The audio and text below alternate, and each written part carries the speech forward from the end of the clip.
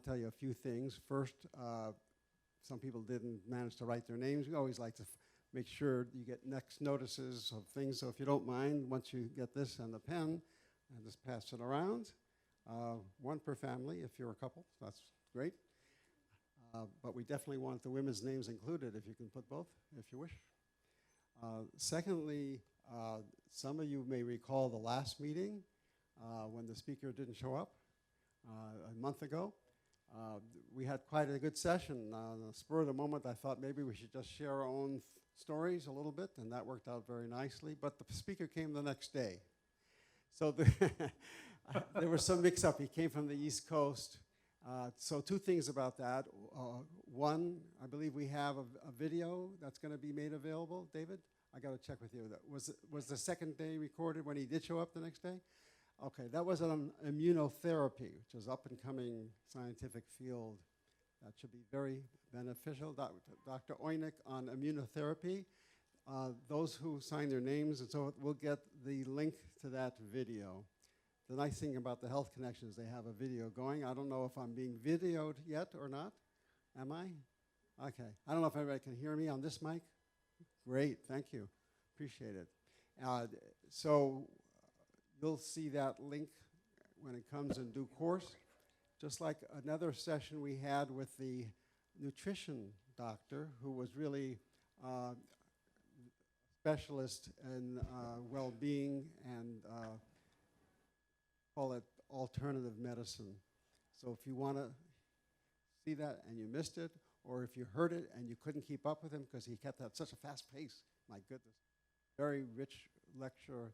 That too is available online, and we'll try to get that email out to you as well in a forthcoming meeting notice. And on that score, I have to tell you, originally we usually have, over the years, 9 sessions in 9 months a year, September through the month of May, this meeting.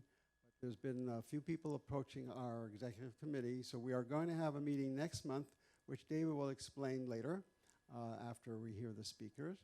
And it will be very interesting on the 20th of June, and hopefully, and I will ask the question, you'll get the notice in plenty of time to attend. We had a slowdown with our mailing. Did everybody here get the flyer by last week, or Saturday at least, Friday, Saturday? Did anybody not get it then? You didn't. Well, we had a mailing problem, and we hope to rectify it because we're all set with a potential speaker David will mention.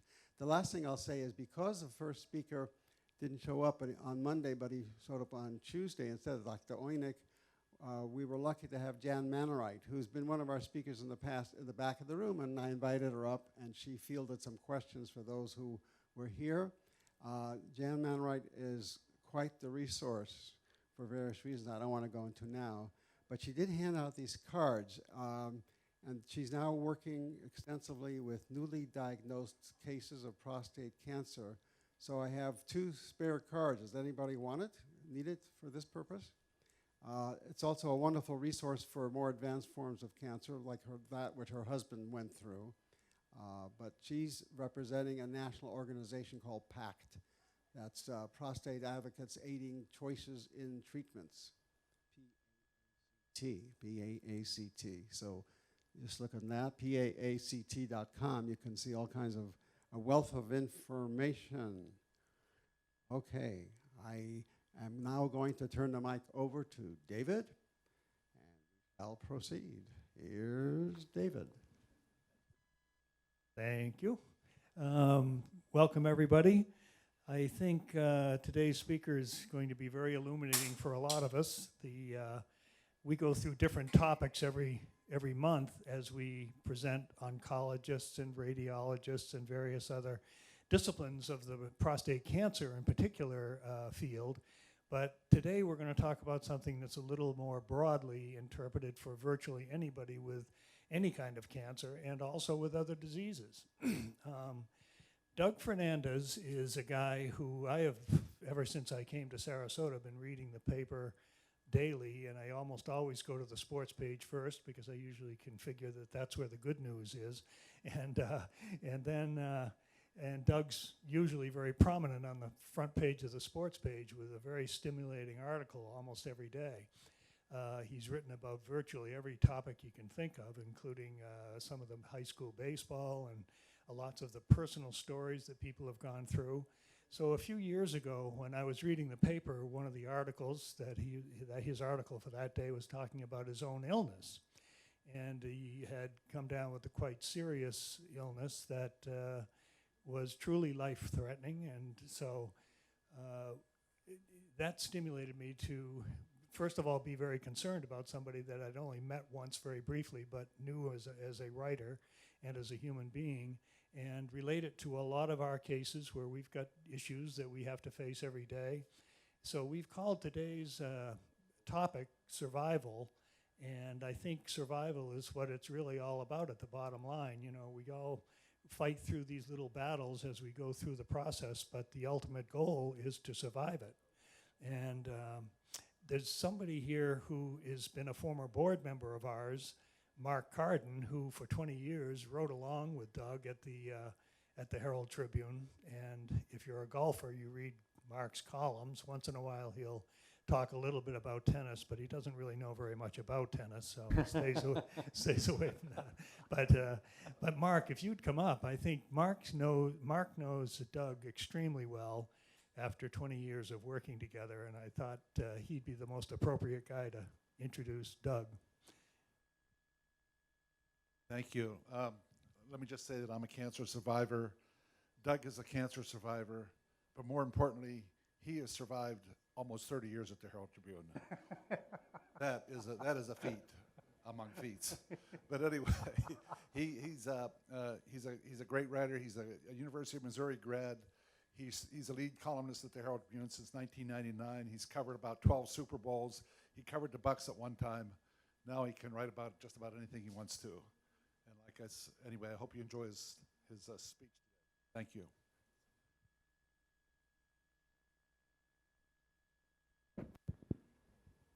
Try to talk soft into this little thing.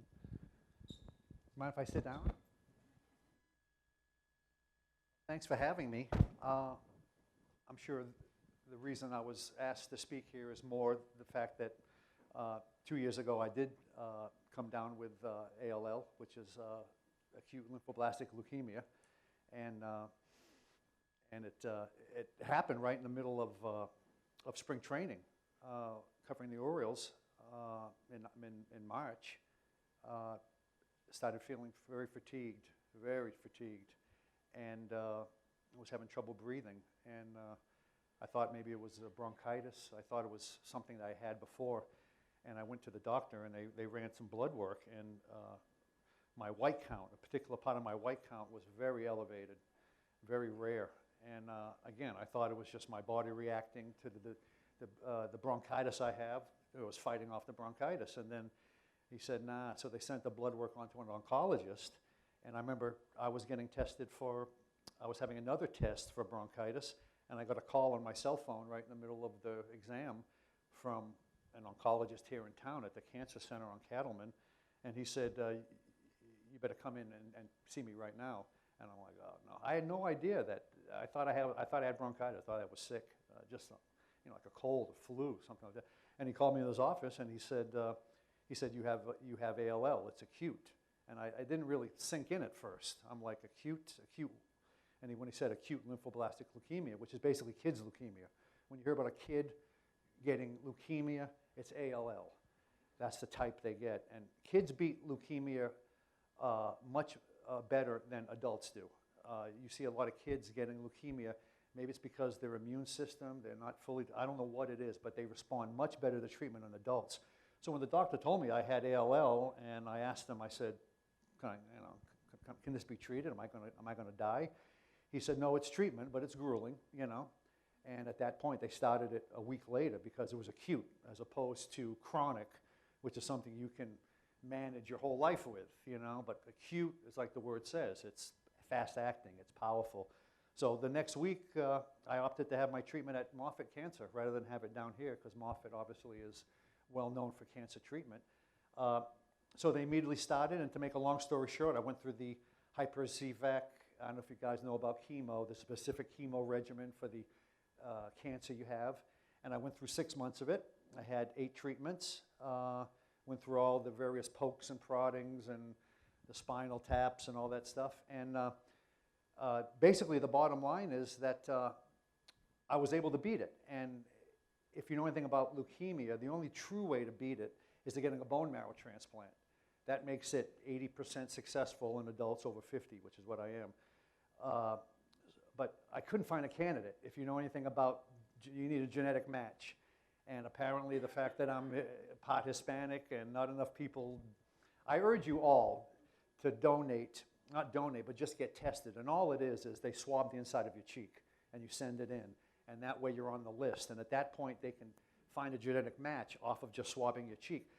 They couldn't find a match for me. So I have been cancer-free now for 17 months, but I take medicine every day because I could not get a bone marrow candidate, so I didn't have a transplant. So my doctor up in Moffitt said, you are doing remarkably well. Usually people who don't get a transplant, only 2 out of 10 keep this away for extended period of time. So I'm in the 20th percentile, and I told them, well, that's where I'm going to be. I'm going to be one of those 2 out of 10 that's going to beat this without getting a bone marrow transplant. Maybe you guys read the Sports Illustrated article. Craig Sager is a local, he's got a start here in Sarasota, but he's a TNT basketball sideline announcer. Wears the garish suits, the loud clothes. If you follow basketball, you know who I'm talking about. He had leukemia, myeloid leukemia, which is even more rare than what I had, and he had 2 bone marrow transplants and didn't take. His son was a perfect genetic match. It was 10 out of 10. It's 5 on your father's side and 5 on your mother's side. He was a perfect match. He got the transplant. 6 months, it didn't take. Had to go through grueling chemo again, which basically destroys your immune system before they can give you a transplant again. Had it again from his son. Took 6 months, didn't take again. And basically, there's not much more doctors can do right now except treat him and hopefully extend his life as much as it can. Basically, I'm lucky. I beat it, hopefully. I think my attitude was, people ask me, well, I mean, did it get in your head? I mean, when you were lying there feeling like crap and getting chemo and, you know, what was going through your head? I always thought of it as like, at least with me, I don't take a lot seriously. I thought it was just a cold. I'm like, I'm treating it like a cold. Just give me the medicine. Whatever I have to go through to beat this, just give it to me. I'll do it. I'm going to beat this. There was never any doubt that I was going to beat this. I never any thought about dying. Never even crossed my mind. So that helped. I ate. I didn't lose any weight. I lost all my hair, but I only lost about 8 pounds throughout the whole process. And it was just this up, and my friends like Mark. Mark came to visit me. All my friends and colleagues came to visit me. That support system is very helpful. So that's my cancer story, but usually when I speak before people, they like to talk sports and like to, you can ask, you know, you talk cancer, you want to ask about my personal experiences, but if you're sports fans, usually when I speak, guys just want to ask who I've, you know, anything to do with sports. That's all I've ever done. So if you have any questions about my cancer or the newspaper or the mistakes we don't pick up or anything.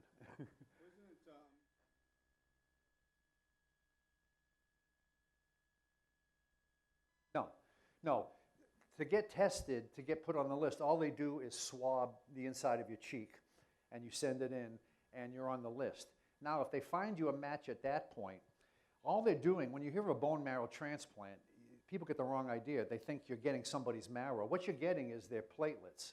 And all they're doing is taking your blood out, they're taking out the platelets, not the platelets, they're taking out the stem cells. Platelets are what clot, which is what leukemia screws up. But you get these stem cells, and they're circulated into your body, and the stem cells create new marrow. So the actual process is just, you know, having your blood circulated. You lie there, and it's relatively painless.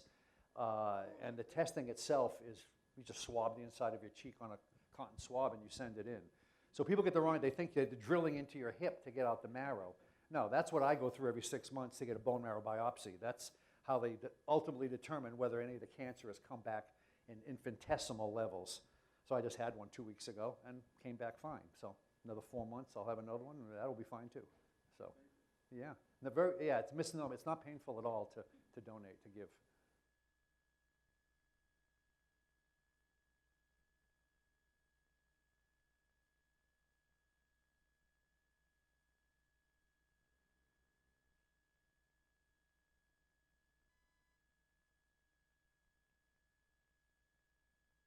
talking about a friend who had multiple myeloma, and he came through very well because primarily he was in really good shape.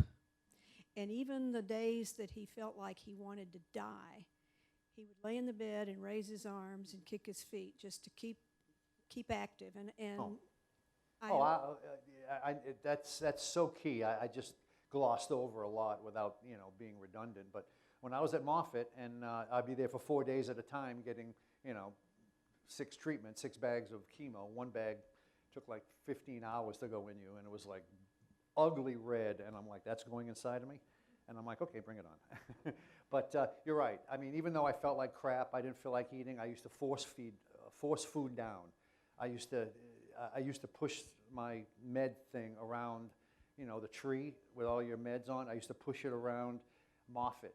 You could only go so far because you couldn't go out because you'd be, contaminated. Your immune system was basically nothing. And yeah, I'd push myself, and I felt like crap, and I'd want to go to sleep. But everything I did, I think, helped cure me. I mean, I didn't stay balled up in a corner. I'm like, come on, let's go out and walk. Let's try to do something active. Absolutely correct. Here and staying and eating. People don't think food is a medicine. I mean, if you're going to lose 40 pounds. I remember my first day at Moffitt. I didn't know what to expect. There was this kid across from me, 18 years old. He was skinny, and he was in a fetal position, and he looked in so much pain. And I'm talking to the mom. He had lost 80 pounds during the course of treatment for, it was non-Hodgkin's, it was Hodgkin's, it was multiple myeloma, it was one of these blood bone marrow disorders. And I'm looking at him like, is this what's going to happen to me? And after going through it, it's all up to the individual. You can't, it's all different for different people. You may go through it great. I went through it pretty good. Another person's going to have problems. It's just luck of the draw. And it's the luck, the cancer you get. I mean, it's really luck, the type of cancer. I've never had prostate problems, but Pat Calhoun, who was supposed to be here, he's had problems, and he's still continuing to battle it. So a lot of it's luck, too, the cancer you get. It really is. Come on, sports questions. Come on, Bucks, Rays, come on. Nothing?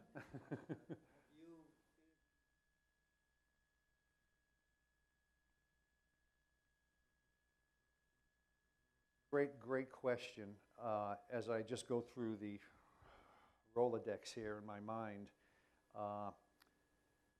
most of the athletes I've dealt with are world-class because they are healthy, because they are world-class athletes. I'm trying to think of, I want to talk about an athlete who went through something. I was down here in 1991 when Bo Jackson tried to come back on his fake hip. It wasn't a, if you back on sports, but he hurt his leg playing for the Raiders, and he had a fake hip put in. He tried to come back for the White Sox playing baseball. So to watch him go through with a fake hip, try to play Major League Baseball, and do a pretty good job with one hip was just utterly amazing. And it just showed me that, I played sports as a kid, but I realized I wasn't going to be any good at it. I just knew, just looking at this guy, that this guy was just superhuman, a freak. I mean, I couldn't relate to somebody on that athletic level. But most of the people, no. Sickness coming back, no. It's just usually athletes who talk in cliches and simple sentences, and and I try to make them sound halfway decent. Yeah. What's that? I can shoot. I can shoot a basketball. I wish more people in the NBA could shoot a basketball like when I grew up watching it. But he's a tremendous player, and a guy like that really stands out because there are such a shortage of real shooters in basketball today, as opposed to the days I grew up watching. Oh, he's a great guy. You ever see his warm-up exercise? Steph Curry is a player for the Warriors, probably one of the best shooters in this generation. He warms up off the court. He'll stand 30 feet away and try to shoot shots in the hallway or where the fans leave. I mean, he's like 50 feet away putting up shots. He really is unbelievable. Yeah. No Walt Frazier, though.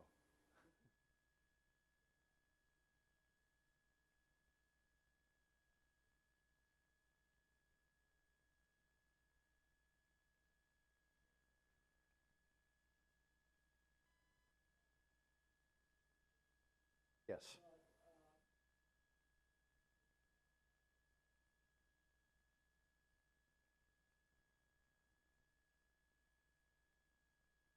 they have. This is such a, you know, we could have an open discussion on this for 3 hours about concussions in football.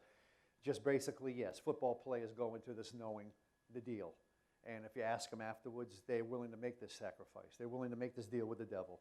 They're willing to be pro athletes for 10, 12 years, make millions of dollars, adulation, public adulation. They're willing to trade that for what might happen down the road. A guy like Jim McMahon, quarterback for the Bears, if you saw the way he played, he was a devil-may-care quarterback, didn't care about his body. Well, now he's not much older than me, and now he's suffering the consequences. He's got dementia. He's probably got a lot of these mental illnesses that caused Dave Durison, safety for the Bears, to put a gun to his chest and pull the trigger. He didn't put it to his head because he wanted to preserve his brain. Junior Seau, another linebacker, did the same thing. The NFL is acutely aware of what their product does. You're not going to guard against, basically, it's two cars coming into collision every time these guys tackle. You know, I've covered a bunch of Super Bowls, covered the Bucs for 8 years. Until you're on a field, actually like 12 feet away from these guys and watching how fast they run and how fast they hit and run into each other, it is astounding. You never get an idea on TV how violent this game is.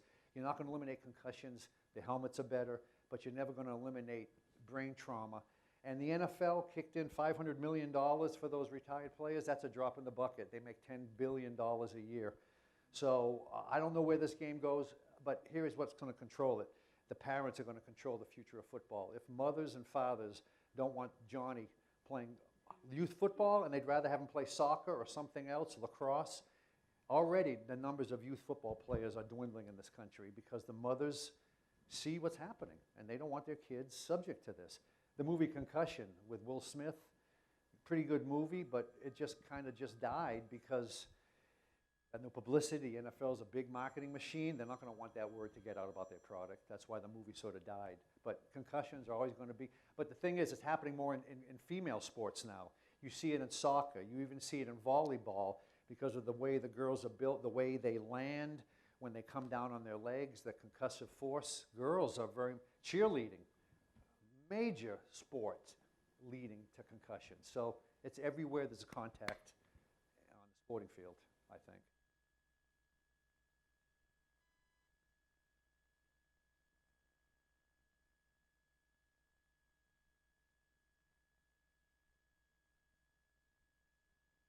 Youth football, well, they've adjusted it in the NFL.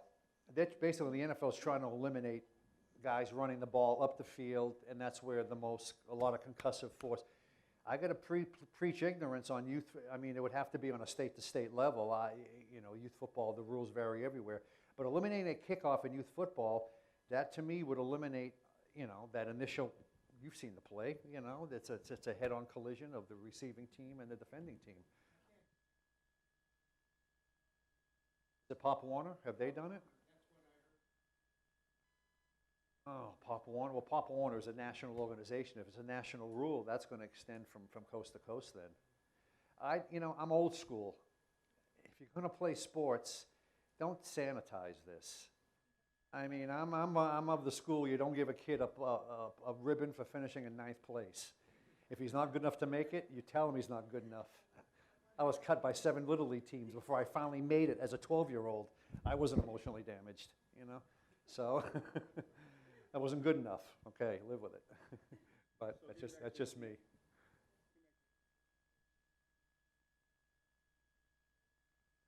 I'm at the point right now where if a match was to come along, 100% match, my doctor would say, I'm going, go forward with it.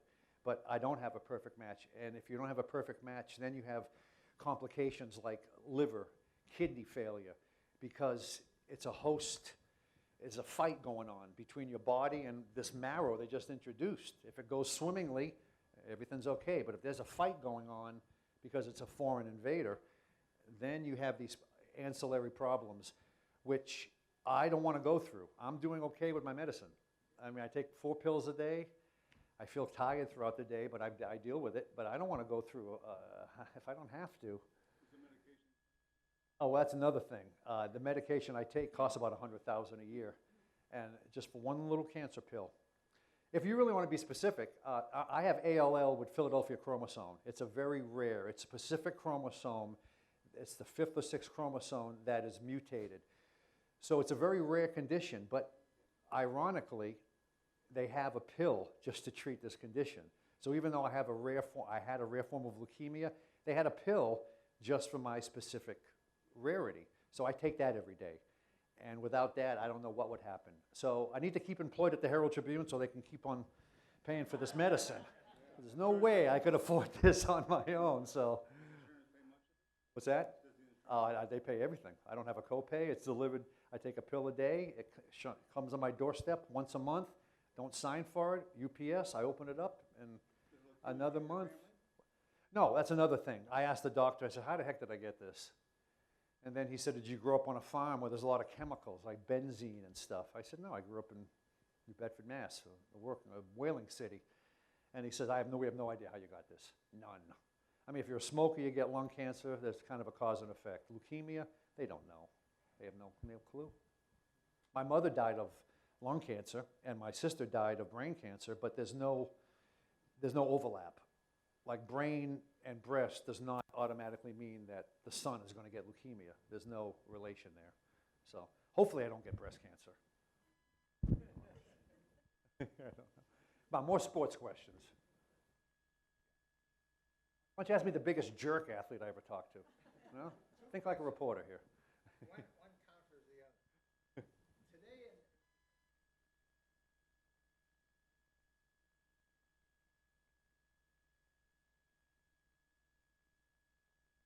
so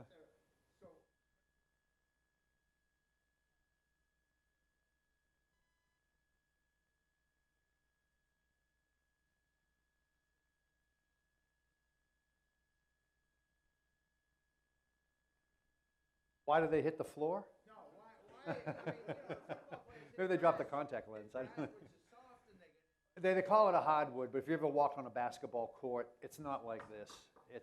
It gives. And you want to talk about the greatest athletes in terms of running, jumping. Basketball players are right up there for what they have to do. I mean, baseball players, it's a hand-eye game. Guys who play football, basketball, not all of them can play baseball. Jim Thorpe, maybe the greatest athlete of the first 50 years, couldn't hit a curveball. It's a very individualistic sport. So if you can play basketball, doesn't mean you can play baseball. Baseball injuries, I think baseball now, the players are much better than they were. To be a pitcher now, you have to throw the ball 95 miles an hour. Back in Bob Feller's day, if you threw the ball 90, you were considered a flamethrower. And maybe each team had one of these guys. Now everybody can throw. It's a prerequisite because the hitters are so good. The game has advanced. These guys are so finely tuned. Yeah, they pull muscles, they pull groins, they have hamstring injuries because they're going all out. What makes me laugh is a pitcher who gets injured picking up a suitcase. And it's always the pitchers. It's never John Smoltz, pitcher for the Braves. This dummy one time tried to iron a shirt while he was wearing it. And he ended up burning himself, going on a disabled list. Pitchers get these injuries that are just going up a stair. A guy falls, a 15-day DL, he bangs his knee. Baseball players they're great athletes, but not in the sense of running, jumping. They just they can play golf. The hardest thing there is hitting a round ball with a round object. You know, it really is the toughest thing in all sports. But yeah, when basketball players hit the ground, they're pretty solid. They're pretty. Wish they could shoot. That's all.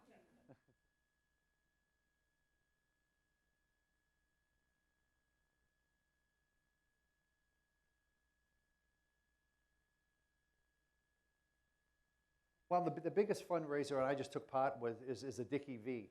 And Dickie V isn't, he was a coach, obviously, but he never really had any physical handicap, but he's involved in this cancer research, for pediatric cancer research. They just raised $2.8 million, which was a record. A lot of what athletes do, a lot of them do it behind the scenes.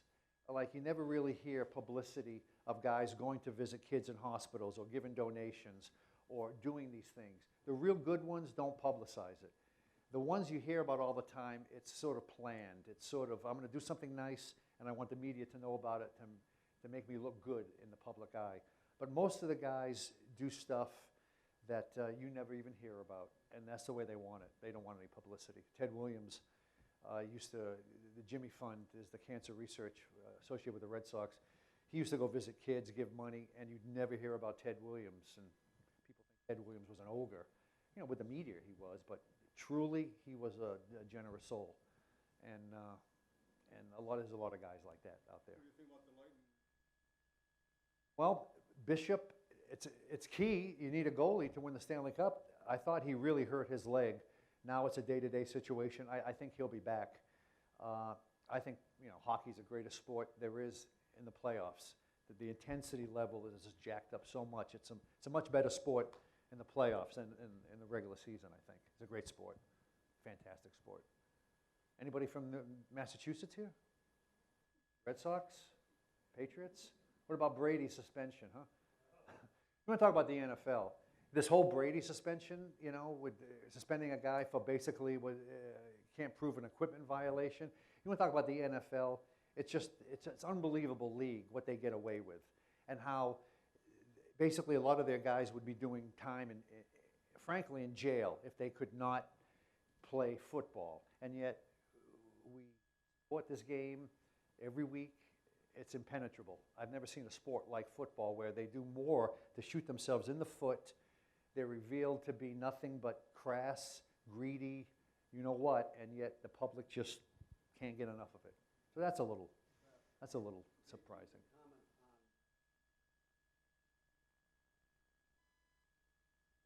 They are. Well, that's why I think baseball is the greatest sport ever. I mean, I'm a purist. I think baseball is the greatest game there is. But clearly, football is America's passion. It's packaged for TV. That's what Pete Rozelle had an idea back in 90. Put it on TV, and he's really the father of modern football. But it combines all the elements that Americans like. It's violence. It's short attention bursts of activity, and then you can go, you know, relax, and then it's again. There's sex appeal with there's great-looking athletes. You can't tell what their faces are, but yeah, they are the modern-day Roman gladiators.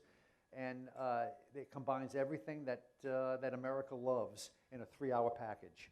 And it's made for TV, and that's why Americans love it. Yeah, I mean, if you should have seen the Patriots Super Bowl ring a couple of years ago, it was like a mailbox on a ring. But that's, when you hear about athletes playing, you know, they start out when they're younger. It's all about them. It's all about making the money. It's all about attention. But as you get older, and you can ask this to any athlete, and then you realize your career is coming to an end. It's very finite. You want to win. And at the beginning, personal accomplishments are what's important. But as you get near toward the end, you just want to win. You don't care if you're a major contributor. You just want to experience that feeling of winning. All the athletes I've spoken to, that's what they want. They want to be known as, because at the end of the day, that's what people look at. When you look at a guy like Bill Russell, center for the Celtics, guy won 11 championships in 13 years. That's what you look at when you hear of Bill Russell. You hear a guy like, unfortunately, I'm thinking of somebody, Jim Kelly, quarterback for the Bills. 4 straight Super Bowls, but he lost all of them. So America likes to look at people who accomplished, won, and lost, and that's how you ultimately judge in sports, is were you a winner? And that's what athletes want. Yes. Speaking about a winner, Mark Harden.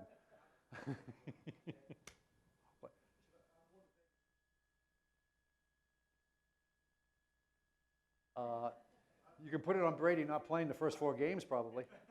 You got $1 million, put it on black. Just let it roll. Roulette, 50-50 chance. Well, there's a couple of green things, but yeah. Yeah, you're a big Steelers fan, right? When did you guys win a Super Bowl last?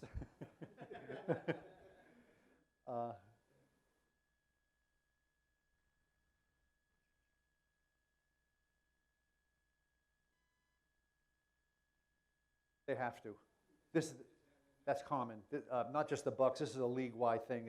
It's a rookie symposium, and they have it for all rookies that come into the league. And basically, you know, it's telling these guys, listen, you're now professionals. There's not going to be anybody holding your hand. There's not going to be classes. There's not going to be just 20 hours of now you're a professional. You're an adult. You're going to be having a bunches of money that you maybe never had before, unless you went to Alabama or FSU and you were getting money as you were going to school. Yeah, that's a one-time class. It's like a weekend thing. It tells you how to manage money. A lot of these guys, I don't even know how they write a check. A lot of these athletes are pampered to the point of not knowing basic life skills, and they got to tell these rookies there's going to be people coming after you for your money. They want to represent you in finance, in business. You've got to keep a head about you, and don't make insane purchases. Put everything in an index fund. I mean, it's just basic stuff that you and I know. These guys, they've been coddled. They grew up their lives on athletic fields. They don't know this stuff. So you've got to be told, and that's what rookies go through, especially in football. Because in football, they get these insane signing bonuses. You know, people think football players make a lot of money. You know, they get a signing bonus, which is a check right up front. You know, it's a bonus to put your name on a contract representing our team. But then you got to get paid. You got to play to get paid. So a guy gets a $10 million signing bonus and you're 19, 20 years old and you've never had anything in your life. What are you going to do? You're going to maybe go crazy. You need this common sense that avoid the house, rent. You don't know how long your career is going to last. You know, basic stuff. Yeah, but football is different because you're going right from a college atmosphere into a pro environment. Baseball is a little different. Baseball, you're drafted out of high school, sometimes out of college, and you immediately start your apprenticeship, which is the minor leagues. Only football, college is the NFL minor leagues. Okay? Baseball, you have to go through this grind, and it's a weeding out process. The good rise, the bad fall behind. So in baseball, it's not as prevalent. I mean, you're 18 years old, you're signed, you're on a baseball field with guys you never met before, maybe from Dominican Republic, maybe from other countries. So it's a little different. The transition from college to pro in football, tremendous. Same thing in basketball. Baseball, not so much because you got to pay your dues, work your way.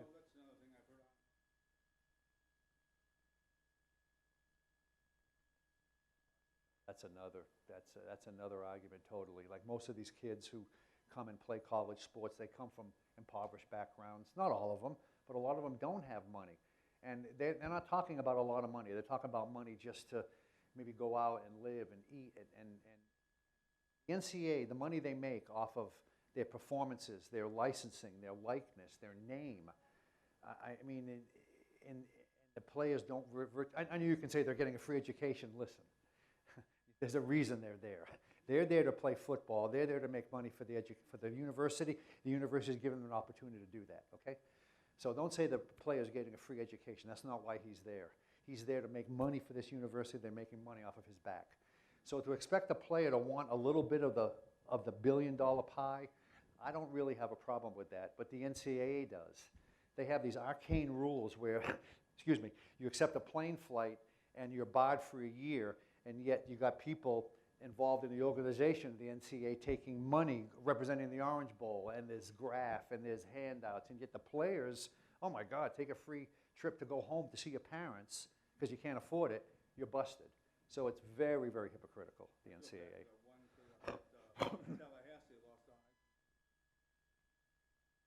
Well, if you know the story of Bo Jackson lost, I don't know, I just thought of Bo, I just saw the thing on him. He was a baseball player for Auburn too, a hell of a baseball player. As you know, he played baseball too. But the Bucks flew him down for an interview because the Bucks were going to draft him, and he had to clear it. He had to make sure that the plane ride he was accepting from Hugh Culverhouse was the NCAA approved it, and the Bucks told him, "Don't worry, we found out it's legit." Anyway, Bo Jackson took that ride down on the flight. NCAA found about it, illegal. He lost his senior year of baseball at Auburn. He could play football. So that's why Bo Jackson never ended up going to the Bucks, because after what they did to him, telling him that it was an okay trip and lying to him, he said, "I'm never going to sign. Don't draft me because I'm not going to." So what did they do? They drafted him anyway.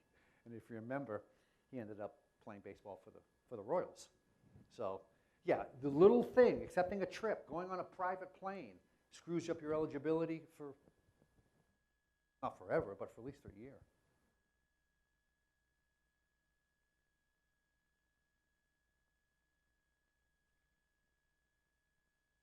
Unionization, there's no union in college players. I'll be in union in college. I mean, we're talking about paying college athletes. I mean, to be a union. I mean, my dad was a union. He was a custodian, but I would think part of a union would mean getting paid, right? Getting benefits. I have not.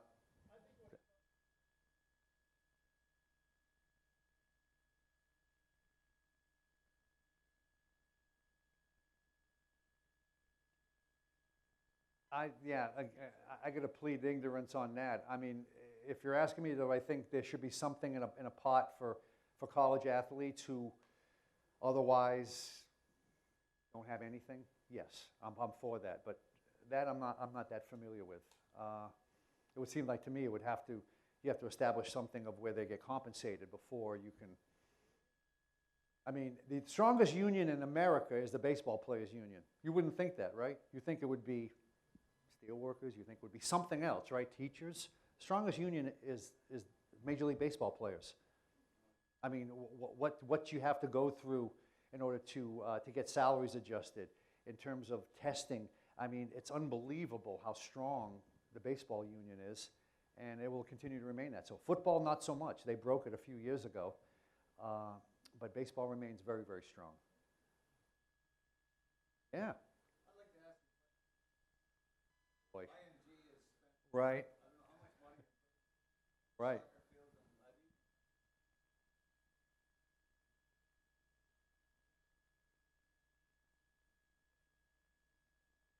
Soccer, youth soccer, yes, yeah.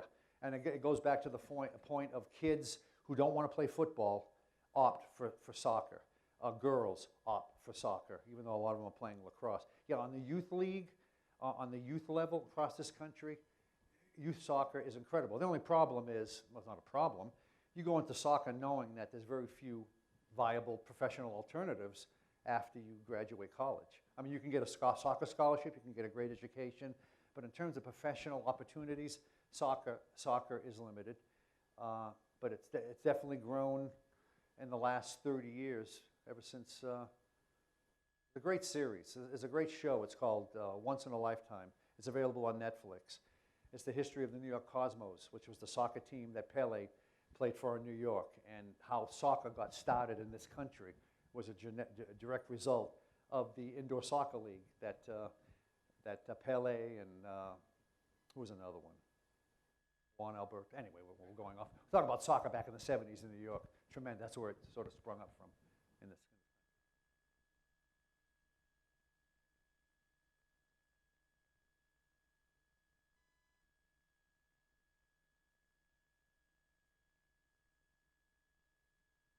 If you're asking me, I mean, they test for steroids in football, but you have to be blind not to think that they take steroids in football. There's no way a guy could play a game a week and have that kind of punishment and have their body ready to play the following week without some sort of help.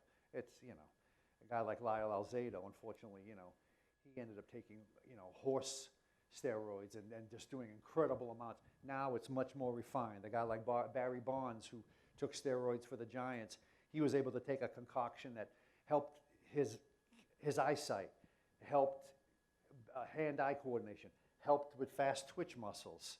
I mean, that's what steroids do. It's this fine stuff that makes a great athlete even greater. No, baseball right now, they have a pretty tough testing policy. Here's what the difference is now. 20 years ago, everybody was on the juice. Everybody knew it. Now you have a new generation of baseball players who don't want that. They want the game to be clean. It's a clean game basically now. They want it to remain that way. So if you have somebody like a Ryan Braun, played for the Brewers a couple of years ago, who said, I didn't take steroids, and then it comes out that everybody hated him for that. It's like, because, hey, buddy, we're trying to clean up. And here you are not only doing it, but lying about it. The problem is the testing will always stay one step ahead of the people. A couple of guys recently got 60-game suspensions for taking this banned substance. Now, there's a huge list of substances that you can't take if you're a major league player. And to claim ignorance that I took a cold medication I didn't know is just stupid. I mean, you're a professional ball player. You got to know what you're putting in your body at all times. So there are guys who are always going to want to cheat. There's no test for human growth hormone yet.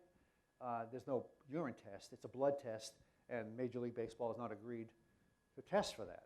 They're not willing to give up blood. They're willing to give up urine, but they're not going to give up blood. And human growth hormone obviously helps performance also.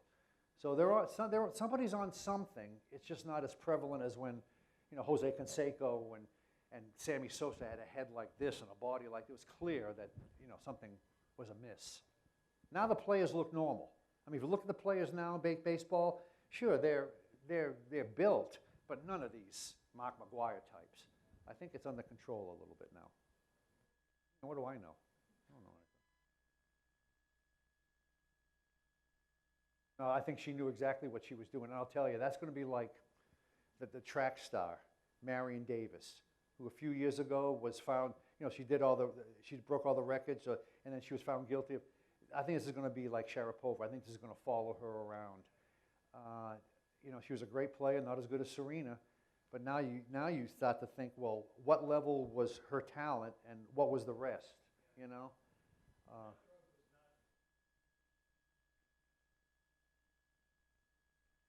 The thing is, the list is always changing. I mean, there's always new drugs and supplements going on this list. Half the stuff you get at GNC is probably on that list you can't take, stuff like that.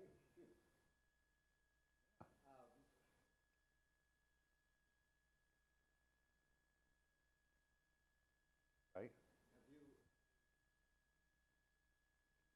I'm not coming through on these athletes with injuries. No, most of the athletes I talk, they're athletes. They're in their prime. They're in the prime of health. A lot of problems develop after a guy like me stops getting interested in talking to them, and they're retired. But what I do notice is that football players, out of all the athletes, their lives, whatever reason, whether it's cancer, whether it's heart attack, their lives get shortened, truncated a lot more than other athletes. Their lifespans tend to not be as long as baseball players or other athletes. And a lot of that has to do with the concussive effect of playing. The average football career only is 4 years. That's your average. Guys play 10, 12, 15 years.